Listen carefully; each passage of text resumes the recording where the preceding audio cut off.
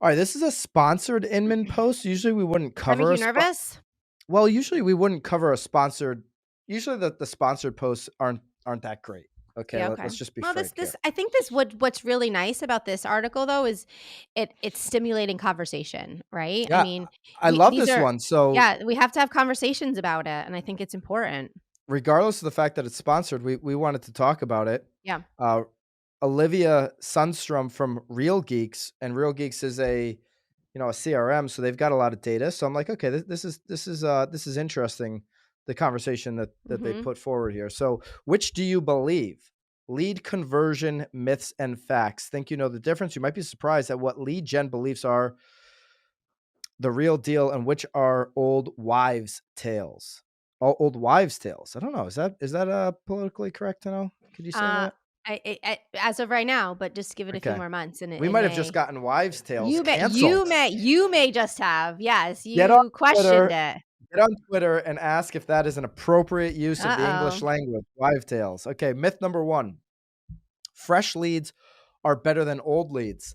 Going back and talking about that agent who's been in the business 1, 2, 3 years who wants to now all of a sudden educate other agents. Oh, you should only get all your business off Instagram. Baloney. You should have 10 freaking lead pillars plus to generate leads from different ways, different sources in your community, not just IG. And one of these big myths I find with agents who are far less experienced than ones who have been through 2012, who have been through even the 80s, and when you look all the way back at some of these slumps in the market, is they know a fresh lead is just as good as an old lead. Because listen, a fresh lead right now might be 2 or 3 years out, Right. while the old lead might be blossoming because they're 2 or 3 years old and they're ready to take action.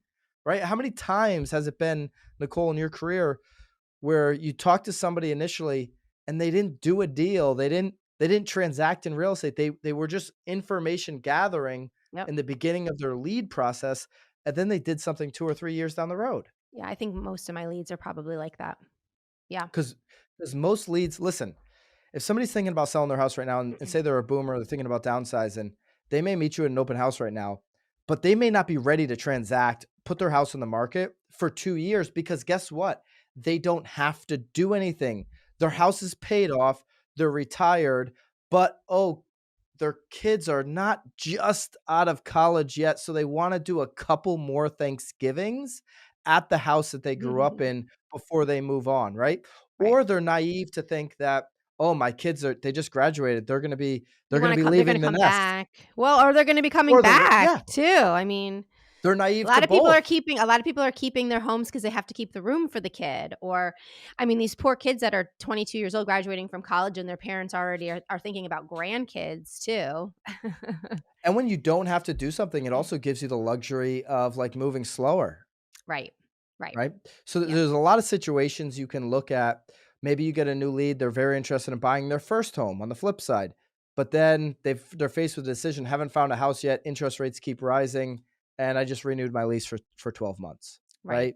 Yep. And now they're locked in. They can't really do anything for the next 12 months. So in this article it says, in other words, your new lead could be an old lead in someone else's book. Yeah, that's Mhm. true. Mhm. Oftentimes when you get a lead, they're in 8 to 10 other people's databases in your community. And it comes down to, are you following up enough times? Are you making a big enough impact? Are you adding enough value to that lead for you to be the one that they choose to reach back out to, Right. even though that they're getting marketed to 8 or 10 different ways? So that's myth number one.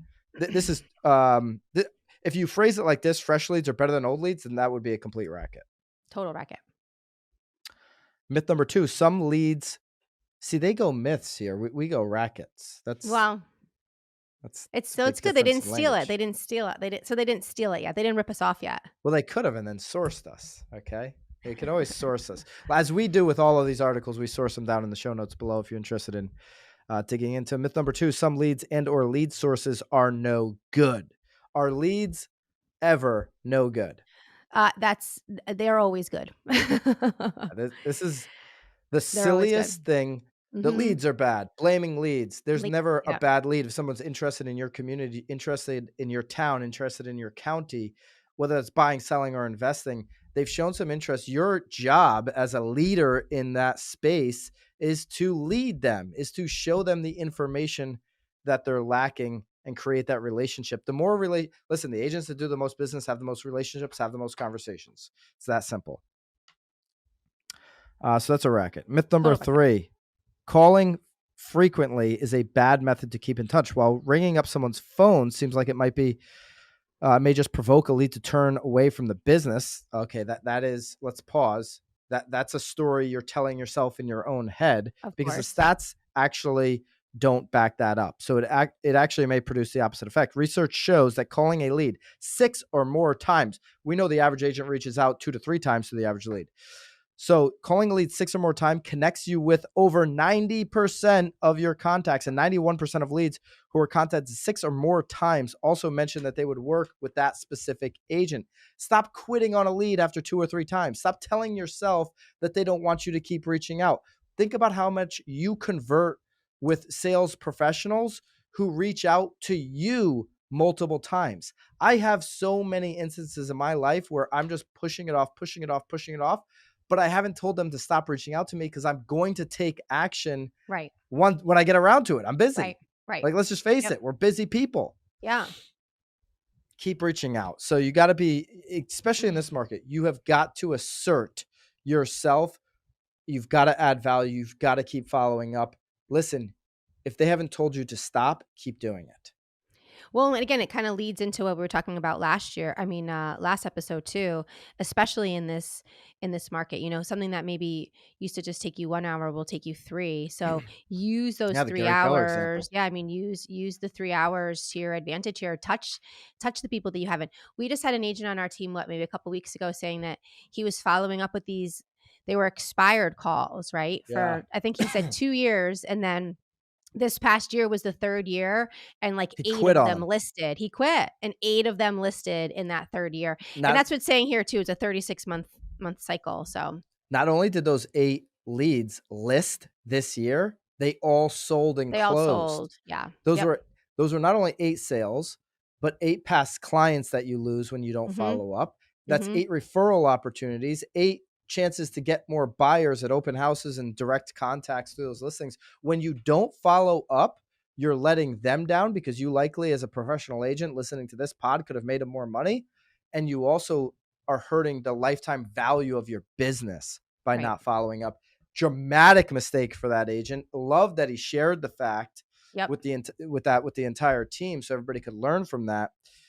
Because everybody needs that reminder. Everybody needs a reminder of like, hey, follow up where's the money is. All right. Right. Hey guys, appreciate you checking out this episode of The Real Word. If you want the full episode, go over to the Broke Agent YouTube. That's where we're hosting the full podcast. If you want to continue to see the segments broken out and the short clips, stay right here on The Real Word YouTube.